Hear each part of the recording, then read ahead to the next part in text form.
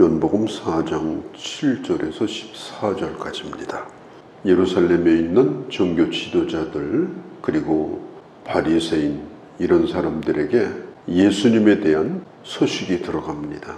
이제 세례 요한보다도 저 나사렛 예수가 더 활발하게 활동을 하고 있다. 그를 따르는 자도 많아지고 또 사람들에게 세례도 더 많이 베풀고 있다.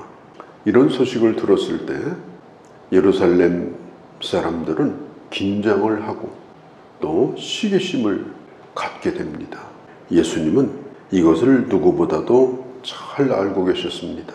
그래서 주님은 조용히 유대를 떠나서 갈릴리로 이동을 하고자 하십니다. 유대에서 갈릴리로 이동을 하려고 하면 반드시 거쳐가야 되는 곳이 뭐냐?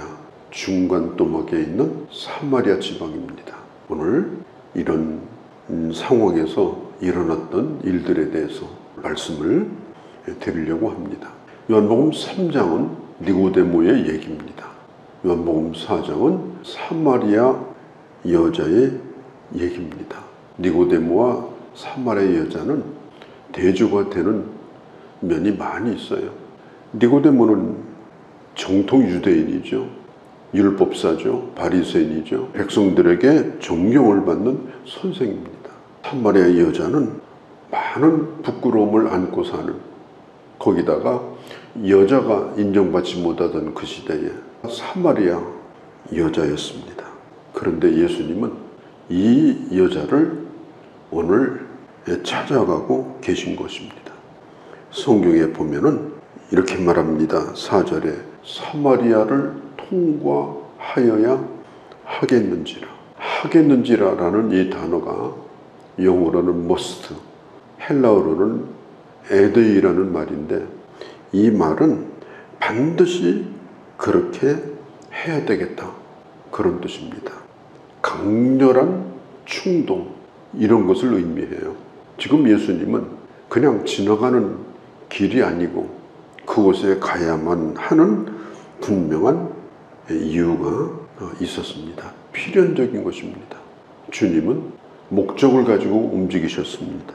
하나님이 이 세상에 보내신 요한복음 3장 16절에 그 목적을 이루기 위해서 한 영혼을 바라보시면서 주님은 지금 사마리아로 가고자 하는 거예요. 예수님께서 사마리아에 대하여 이런 얘기를 하신 적이 있습니다. 너희들은 넉 달이 지나야 추수하겠다고 말하지만 지금 사마리아는 이미 추수 때가 지나갔다. 곡식이 막 쏟아지고 있다. 사람들은 사마리아라고 하는 곳은 전도할 가치도 없고 만날 가치도 없다고 생각했습니다. 그 땅에 발을 디딜 필요도 없다고 생각했습니다. 우리도 그러지 않습니까? 저 사람은 전도해봐야 소용없다. 소문도 안 좋고 전도 될 가능성도 없다. 그래서 만날 필요도 없다고 내가 단정하고 그렇게 생각하는 경우가 있습니다. 그런데 우리 주님은 사마리아에 대하여 뭐라고 말하느냐? 이미 곡식이 막 쏟아진다. 추수해야 된다. 추수꾼의 마음을 가지고 강렬한 열망을 가지고 그 땅에 대한 애정의 마음을 가지고 그곳으로 지금 가고자 하시는 거예요. 그러면 왜 사람들은 사마리아 사람들을 싫어했는가? 본래는 그렇지 아니었습니다. 사마리아가 어딘가 하면은 북이스라엘의 수도예요. 큰 도시입니다. 왕궁이 거기에 있습니다. 인재들이 거기 있습니다. 그게 사마리아입니다. 북이스라엘의 중심지입니다. BC 720년경에 이 북이스라엘을 아수르가 사마리아를 점령해요. 열왕기하서 7장에 보면 이 아수르 사람들을 강제로 어디로 데리고 가는가 하면 아수르가 점령했던 메대라는 땅으로 사마리아 사람들을 처음 끌고 갑니다. 그 메대가 어떤 곳인가 하면 다민족 사회입니다. 여러 민족이 섞여 사는 사회인데 이 사마리아 사람들도 거기에 가서 그들과 섞여서 살면서 결혼도 하고 자식도 낳게 됩니다. 이제 이스라엘의 혈통을 다 잃어버린 거예요. 그렇게 해서 섞여진 후손들이 나왔는데 아수르가 망한 다음에 이 사마리아 사람들이 다시 본토로 돌아오게 되어져요. 이제는 유대인의 순수 혈통을 잃어버린 상태였습니다. 그때부터 남유다, 예루살렘을 중심으로 남유다 사람들에게 천대를 받기 시작합니다. 그런데 남유다도 바벨론에게 망하게 되죠. 그래서 바벨론에 끌려갑니다. 70년 동안 포로살이 하면서 남유다 사람들은 혈통을 지켰어요. 그러다가 이제 돌아왔어요.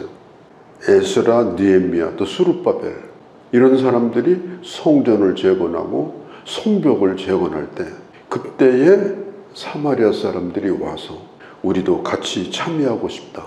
그렇게 하니까 이 남유다 사람들이 사마리아 사람들의 협력을 거절했습니다. 당신들은 혈통이 좋은 사람들이 아니니까 이 거룩한 일에 참여할 수 없다. 그러면서 제외시켜버렸어요. 사마리아와 유다가 점점 관계가 악화되기 시작합니다. 사마리아 사람들은 남유다의 예루살렘에 와서 절기도 처음에는 지켰다가 점점 발을 끊게 되고 그리심산에다가 사마리아 사람들의 성전을 따로 짓고 따로 예배를 드리게 되어져요. 그런 일이 있은 후로 약 400년이 지났을 때가 바로 지금 이 상황입니다. 지금도 분쟁 중입니다. 같은 땅에 살고 있지만 관계가 좋지 않습니다. 그래서 사람들은 유대에서 갈릴리로 갈 때는 돌아서 갔습니다. 돌아서 가면 고비나 걸려요, 시간이. 그런데도 사마리아 땅을 밟지 않았는데 우리 예수님이 오늘 말씀해요. 내가 사마리아로 가야 되겠는지라. 그 마음에 불타는 마음이 있었어요. 그 마음에 강권하는 뜨거운 마음이 있었어요. 사도 바울이 말한 것처럼 성령이 나를 강권하시는도다. 그런 심정으로 그 땅에 발을 붙이게 되어집니다. 그때 사마리아의 예수님 수가라고 하는 동네에 있는 우물가에 도착을 해요. 점심때가 돼서 제자들이 전부 동네에 들어가서 음식을 구하러 가는데 만일 예수님이 이 사마리아 여자를 이제 만나는데 제자들이 옆에 있었다면 못 만나게 했을 거예요. 저리 가라고. 그런데 그때 마침 제자들이 없었어요. 그 여인과 단둘이 있으면서 대화가 시작이 되어집니다. 예수님이 도착했던 수가성 거기에 야곱이 세상을 떠날 때 요셉에게 물려주었고 그 후손들이 물려받았던 아주 역사적인 우물이 거기에 있었습니다. 굉장히 오래된 우물인데 깊기는 하지만 두레박으로 물을 떠먹을 수 있는 그런 우물이에요. 동네에서 10분이나 떨어진 곳입니다. 그런데 이 여자가 낮 12시쯤 이 우물로 물을 길러 온 거예요. 유대나라는 그런데 낮에 물 길러 오는 건 너무 힘든 일이에요. 되게 아침 일찍 새벽에 물 길러 오든지 아니면 저녁 해가 질 때 물 길러 옵니다. 왜냐하면 날이 덥기 때문에 사람도 만날 수가 있고 동네 소식도 듣고 그러는 거예요. 그런데 이 여인은 혼자 물 들어왔어요. 왜 그랬느냐? 평판이 좋지 않았어요. 소문이 좋지 않았습니다. 아무도 없는 곳에 혼자 온 거예요. 그 동네에도 우물이 있었어요. 그런데 구태여 먼 길을 물을 들어 온 건데 그때 예수님이 이 여자를 만나서 말을 거는 거예요. 이때 당시 여자들은 사람 수에도 안 넣습니다. 인구조사할 때 사람에 딱 듣지도 않았어요. 이 여자를 만난 겁니다. 이건 그 시대 관습으로 보면 이건 대단히 파격적인 겁니다. 고정관념, 편견을 깨는 행동이었습니다. 예수님이 물을 좀 달라 그러니까 짜증을 내요. 물을 기른 것이 수고가 되어서 짜증내는 게 아닙니다. 당신들은 우리를 평소에 멸시하는 사람들이고 왜 물을 달라 하느냐? 짜증스럽게 응답을 합니다. 처음에는 뭐 동문서답 같은 대화로 시작이 되면서 조금씩 그 벽이 허물어지게 되는 겁니다. 마시는 물에서 영적인 물로 변화가 되어집니다.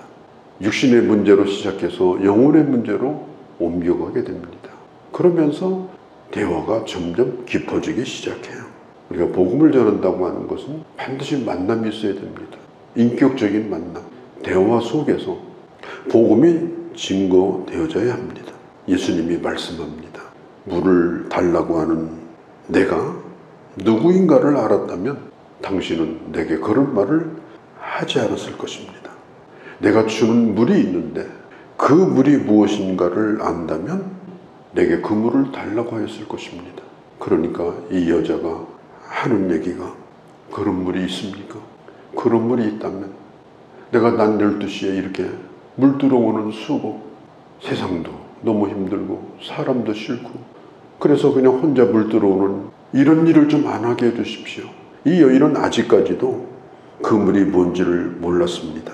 11절에 보면 주여 여기는 물기를 그릇도 없고 이 우물은 깊은데 어디서 생수가 나겠습니까? 이런 우물을 또 구할 수가 있겠습니까? 지금 이 여인은 세상적인 물을 지금 생각하고 있는 거예요. 당신은 야곱보다 더 큰 자입니까? 야곱도 이 우물 하나 파가지고 지금 대대손손 지금 오랜 세월을 물려서 먹고 있는데 당신이 이런 우물을 내게 준다면 당신은 야곱보다 더 위대한 사람입니까? 그렇게 묻습니다. 그러니까 얘기가 좀 뭔가 이렇게 꼬여가는 상황이에요. 그때 예수님이 13절 14절에 이 물을 먹는 자마다 다시 목마르려니와 이 물이 무슨 물이에요? 우리가 먹는 물입니다. 내가 주는 물이 나와요. 내가 주는 물을 먹는 자는 이게 무슨 물이에요? 주님이 주시는 물이에요. 내가 먹는 물이 많습니다. 우리는 목말라 있어요. 권력에 목말라 있고 사람에게 인정받는 것에 목말라 있고 돈에 목말라 있고 그냥 수 없는 것에 목이 말라 있어요. 이런저런 물 수없이 이제까지 마셔왔습니다. 그런데 사실은 만족이 없어요. 채워주지 못합니다. 이 공간이 그대로 남아있는 거예요. 이 물을 가지고는 안 된다. 예수님 말씀이에요. 그 목마름을 면할 수가 없다. 너의 공간을 채울 수가 없다.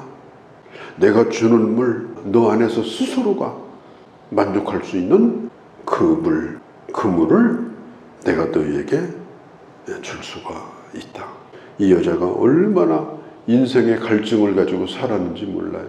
지금도 갈증은 계속 되어집니다. 이 여인이 대뜸 말합니다.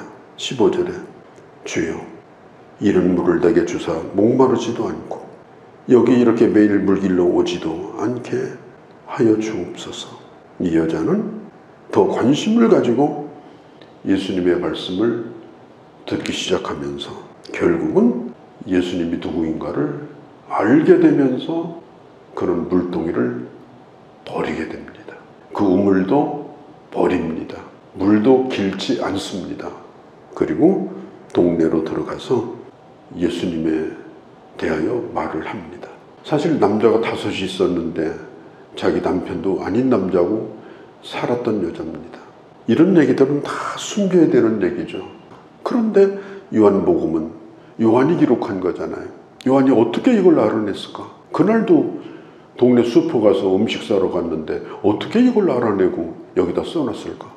예수님이 설마 이 여자의 비밀을 쟤네들에게 얘기해 줬을까? 그럴 일 없을 거고 여자가 자기 입으로 얘기했어요. 동네에 가서 내가 이런 여자였다고. 그리고 지금은 예수님을 만나서 나는 이제 목마르지 않는 그런 사람이 됐다고.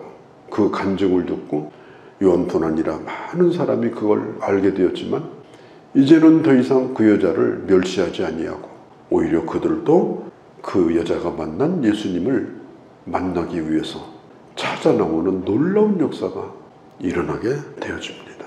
이 세상은 니고데모 같은 훌륭한 사람만 예수 믿을 거라고 생각하지만 결코 그렇지 않습니다. 이 세상에 복음 전할 필요가 없어 보이는 이런 사람들이 많이 있습니다. 그들은 실제로 갈증을 견디지 못해서 몸부림치면서 삽니다.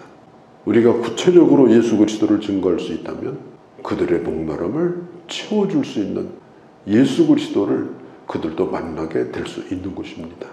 생수의 근원 대신 예수 그리스도 다시 한번 깊이 생각하고 그 주님 앞에 감사하고 오늘도 주로 말미암아 만족한 그런 하루가 되어주시기를 바랍니다.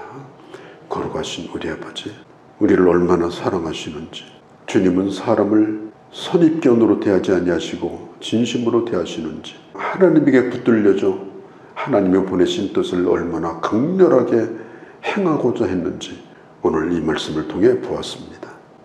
우리가 주님을 믿으면서도 아직도 목말라고 있다면 주님 더 큰 은혜로, 더 큰 성령의 역사로 아버지의 주의 말씀으로 저희들을 가득 채워주시고 이제는 차고 넘치는 은혜로 생수의 근원 되신 예수 그리스도를 증거하며 살아갈 수 있는 저희가 되게 하여 주옵소서. 우리 주 예수님의 이름으로 기도하옵나이다. 아멘.